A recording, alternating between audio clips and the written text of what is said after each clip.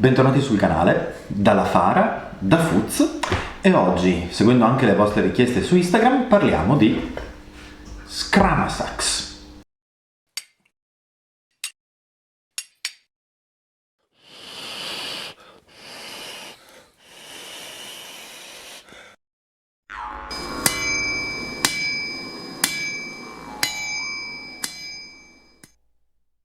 Eccoci qua. Dopo il video sulle asce, una delle proposte che ci è stata mossa rispetto ai futuri video era proprio quello sullo Scramasax, parola decisamente singolare, ma molto nota a chi sia appassionato del periodo longobardo e alto medievale in genere. Ora, una premessa, è un argomento delicato, nel senso che ci sono molti studi esteri sugli Scramasax, non sono presenti, almeno che noi conosciamo, monografie sugli Scramasax o più semplicemente sui sax longobardi nello specifico. Quindi oggi ci occuperemo di una piccola introduzione su cosa siano, sui parallelismi a livello europeo e vi lasceremo della bibliografia in descrizione per approfondire. Ora, con Scramasax si intende un coltellaccio a un filo solo, quindi con un solo tagliente, di diverse proporzioni e dimensioni, dove con diverse possiamo intendere veramente molto diverse.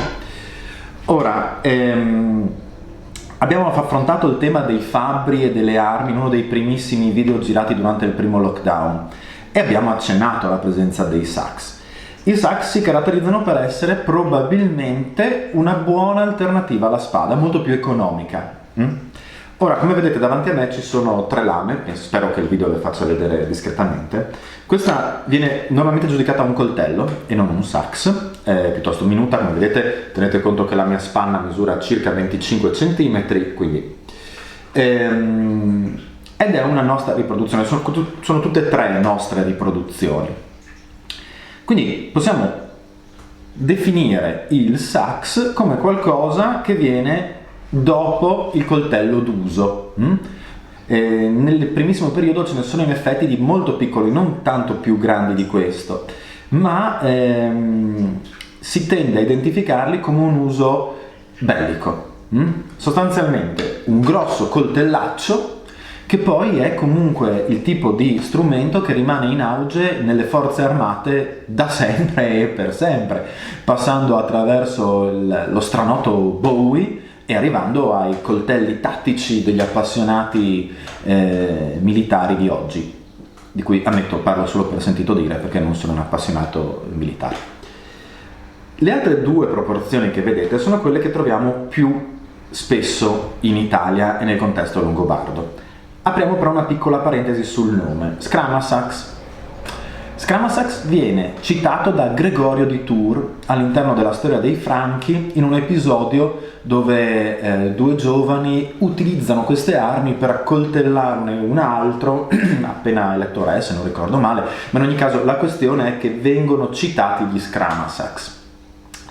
In altri contesti vengono più spesso citati i sax e tradizionalmente si tende a identificare le 2 armi.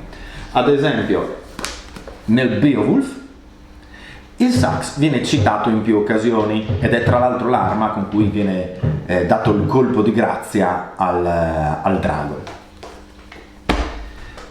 Qui abbiamo un po' di materiale legato al leggendarium nordico che avete già incontrato in uno dei nostri video, che però, devo ammettere, mea culpa, è l'unico senza sottotitoli. Vedremo di metterci una pezza. Beowulf è da poetica. Questo è un tomo molto interessante per chi riesca a trovarlo, ma c'è anche in versione PDF online. Elegia pagana anglosassone è un testo del 1921 e porta il testo originale di queste poesie anglosassoni con a fianco la traduzione in italiano. È molto molto interessante per alcuni paragoni e per alcune connessioni che però non riguardano i sax, quindi oggi lo lascio da parte. Scusate, mi devo alzare un attimo per aprire il gatto che ha bisogno di mangiare.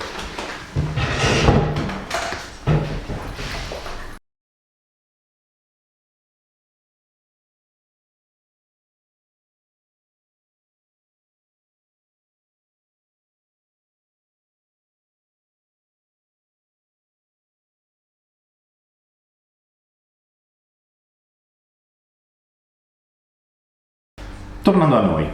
Quindi lo Scramasax è sostanzialmente un coltellaccio da guerra, che però nessuno vieta potesse essere utilizzato anche per lavori di qualche tipo o come oggi verrebbe definito come un coltello di sopravvivenza. Quello che sappiamo per il contesto longobardo, e poi apriremo una parentesi sul contesto più ampio europeo, che nel VI secolo gli Scramasax hanno più o meno queste proporzioni, ce n'è di più corti, di leggermente più lunghi o più grossi, ma diciamo una proporzione simile a questa qui. Io sono abbastanza grosso, ma insomma potete vedere che è un coltello piuttosto maneggevole. Questa è la nostra riproduzione dello Scramasax ritrovato nella tomba 18 di Santo Stefano in Pertica. Catalogo difficile da trovare perché è fuori pubblicazione, ma molto utile per gli appassionati. Da questo standard del VI secolo ci spostiamo verso uno standard del VII secolo che invece è decisamente differente. Vedete l'impugnatura addirittura, questa è la nostra congettura, ma il codolo è quasi passante, è utilizzabile addirittura a 2 mani, la lama è molto grossa, vedete? Anche se il profilo della punta non differisce poi molto, fatte le debite proporzioni. La sezione, che non credo si veda, nemmeno posizionandola in questo modo, la sezione delle lame è, e questo vale per tutti i sax in genere, è triangolare, perché appunto c'è un solo tagliente e quindi la sezione è triangolare. Tradizionalmente questa evoluzione dei sax da più piccoli a molto più grandi viene attribuita a un cambio d'uso. Questi sax vengono normalmente identificati come armi per il corpo a corpo. Questi di VII secolo vanno spesso a sostituirsi nelle tombe alle spade, che diminuiscono in numero pur rimanendo presenti, e come potete immaginare una lama di queste dimensioni, ribadisco 25 cm la spanna, quindi guardate le proporzioni, può facilmente sostituirsi all'utilizzo della spada anche a cavallo con fendenti dall'alto. Questa è normalmente la spiegazione che viene data di questa evoluzione. Ovviamente anche questa è la nostra riproduzione, ma è una nostra riproduzione particolare di cui non possiamo fornirvi bibliografia perché fa parte di un progetto molto interessante che stiamo portando avanti col Museo Archeologico Nazionale di Cividale del Friuli. Chi non conoscesse il museo vada a visitare la pagina Facebook dello stesso, è il museo più importante in Italia per quello che riguarda i Longobardi, sfido chiunque a smentirmi. Diciamo che c'è anche il Museo dell'Alto Medioevo a Roma ovviamente, ma il Museo di Cividale, essendo quello del primo ducato, è un unicum. Dicevamo, stiamo portando avanti questo progetto di cui non possiamo dirvi molto, ma che fa riferimento alla necropoli della Ferrovia. La necropoli della Ferrovia, chiamata così perché è semplicemente indagata in seguito ai lavori intorno alla stazione ferroviaria di Cividale, era una necropoli già nota nel corso del XX secolo, che poi nel 2012 è stata reindagata in concomitanza con dei nuovi lavori e ha dato dei ritrovamenti molto belli, interessantissimi. Alcune letture di questi ritrovamenti sono disponibili sui volumi di archeologia barbarica, di cui abbiamo parlato sempre nei primissimi video. Questo sax di VII secolo appartiene a una di queste tombe. Questo sax ha delle caratteristiche molto interessanti per il contesto italiano, che speriamo di mostrarvi presto in un'ottica ricostruttiva insieme al museo. Produzione dei sax. Ora, quando abbiamo parlato di spate, abbiamo parlato anche del cosiddetto pseudo damasco, o meglio delle lame pattern welded. Cioè, quando noi ci rechiamo al museo, normalmente nella stragrande maggioranza delle lame che vediamo esposte, notiamo una decorazione a onde o a nodi lungo la parte centrale della lama. Nel video sulle spade descrivevo in quel caso come questa non fosse in realtà una decorazione, o meglio, avesse sicuramente un'ottica artistica e estetica, ma facesse parte di un complesso processo di produzione legato alla saldatura per battitura e alla torsione di elementi ferrosi con un più basso tenore di carbonio, mentre quelli con il più alto tenore di carbonio venivano riservati a quello che poi sarebbe diventato il filo, quindi la parte più acciaiosa era riservata al filo. Ora, nei sax non troviamo questo tipo di lavorazione, non troviamo la decorazione a onde, la torsione, ma quando non sono monoacciaio troviamo la realizzazione della parte centrale della lama e della schiena in un materiale meno acciaioso, quindi più elastico, e la realizzazione invece del filo saldato sempre per battitura con un metallo più acciaioso, quindi più duro, più fragile, ma più facile da affilare e che mantiene meglio il filo. Se sentite dei rumori di sottofondo è sempre il gatto, abbiamo un gattino nuovo che è molto rumoroso. Ah sì, e mi scuso per i video domestici, ma oltre ad essere in zona rossa sono anche in isolamento domiciliare perché è positivo. Ok, niente sintomi, tranne la perdita dell'olfatto, ma l'ho già recuperato. Ok, quindi questo è il concetto degli Scramasax in generale. Ora, nel contesto europeo, scusatemi di nuovo, vado a togliere il grattatoio al gatto così possiamo lavorare.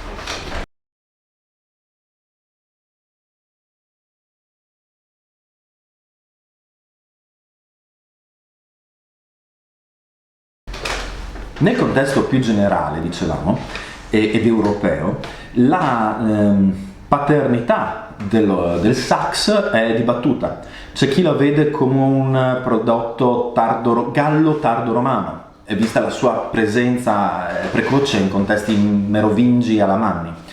C'è chi lo vede invece come un processo successivo di acculturazione e mix di tradizioni militari e fabbrili. C'è chi addirittura fa una lettura delle armi lunghe a un unico filo dell'esercito bizantino proprio inserendolo nel contesto dei sax.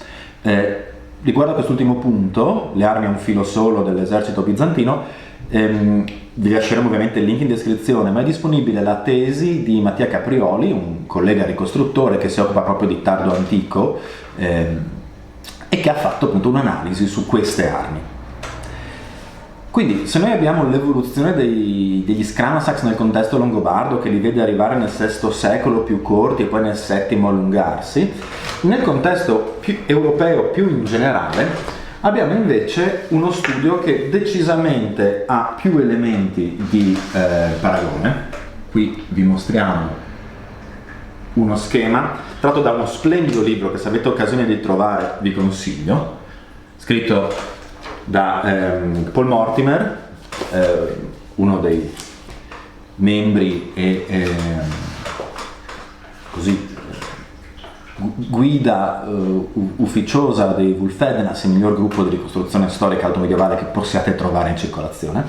Questo bellissimo tomo, anche se è un po' datato, si occupa proprio delle armi del periodo, diciamo, altomedievale fra VI e VII secolo, e ha un paragrafo dedicato ai sax. In quello schema che vi ho appena mostrato potete vedere l'evoluzione dei sax soprattutto fra le isole britanniche, la Francia e la Scandinavia. Avete visto ad esempio che adesso non sto a ricercarlo, questa parte della lama, la parte alta della schiena della lama, nei contesti appunto insulari poi scandinavi a un certo punto viene spezzata, il design cambia diventando appunto molto angolato. Questo non succede con i sax longobardi. Sempre a livello di informazione ovviamente abbiamo dei riferimenti in tutta una serie di tomi che sono dedicati principalmente alle opere fabbrili. In particolare nei Maestri del metallo si fa riferimento alla presenza di sax in ambito merovingio firmati dall'autore, dimostrando ancora una volta l'importanza del fabbro. In quaderni medievali invece abbiamo uno dei vari articoli sull'argomento scritti da Vasco La Salvia, che numero 44, si occupa principalmente delle tecniche produttive delle spade, ma proprio per il paragone fra le due armi è sempre molto interessante. E poi abbiamo tutta una serie di altri volumi che non stiamo ad elencare, il classico, i Longobardi e la guerra, troverete tutto in bibliografia. Ecco, questo è il sax. o lo Scramasax. Sostanzialmente un'arma all'inizio da corpo a corpo, poi forse da cavalleria, quasi sicuramente un tipo di arma da taglio che risponde alle stesse esigenze che ancora oggi il mondo militare cerca, o il mondo dei survivalist cerca negli oggetti di utilizzo quotidiano per chi appunto si trovi in condizioni di questo tipo. Se avete altri dubbi sui sax, sulla loro produzione o su altro, restiamo a disposizione come sempre, lasciateci dei commenti e vi ricordo che potete sostenere il nostro operato tramite Patreon. C'è il link, non è difficile, sono 5 euro credo. È un modo per, appunto, in questo periodo in cui siamo tutti isolati, fornire un supporto ai progetti dell'associazione, come la Grubenhaus nel bosco, i materiali per la forgia e tutto quello che appunto vedete nella parte ricostruttiva del nostro lavoro. Grazie e mandi!